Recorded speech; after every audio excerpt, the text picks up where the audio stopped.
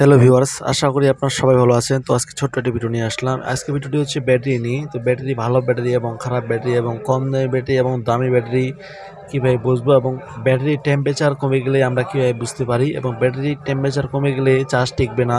তো একটা ব্যাটারি মূলত ৭ থেকে ৮ ঘন্টা চার্জ যায়। তো একটা ব্যাটারির টেম্পারেচার কমে গেলে ১ থেকে ১.৫ ঘন্টা চার্জ টিকে। তো এইটি আমরা কীভাবে বুঝতে পারি, এবং ব্যাটারির যে কার্যক্রম সেটি আজকে আপনার সাথে শেয়ার করব। তো চলেন ভিডিওটি দেখে আসি।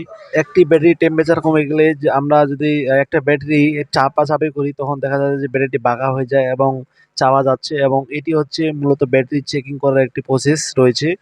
তো এটি আসলে দীর্ঘদিন চালানোর জন্য এবং চালানোর জন্য যে ব্যাটারির যে ভ্যালুটি রয়েছে সেই ভ্যালুটি কমে গেছে। এইজন্যই এখন এই ব্যাটারিটি বাঁকা হয়ে যাচ্ছে। তো এখন দেখতে এই আইটেল ব্যাটারিটি এটি এখন দেখবো যে ব্যাটারিটি বাঁকা হচ্ছে কিনা। তো দেখতে পাচ্ছেন এই ব্যাটারিটি অক্ষত রয়েছে এবং কোনো ধরনের চাপ দিলেও বাঁকা হচ্ছে না। তার মানে এটি এখনো ব্যাটারির টেম্পারেচার ঠিক আছে। তো এটি হচ্ছে ব্যাটারি চেনার উপায়। ব্যাটারি যদি বাঁকা না হয় তাহলে বুঝতে পারবো যে আমাদের ব্যাটারি ঠিক আছে। যদি চাপতে যদি ব্যাটারি বাঁকা হয়ে যায় তাহলে বুঝতে পারবো যে ব্যাটারির যে টেম্পারেচার রয়েছে সেই টেম্পারেচারটি কমে গেছে। কমে যাওয়ার কারণেই ব্যাটারিটি বাঁকা হয়েছে। তো ঠিক আছে, আজকে পর্যন্তই।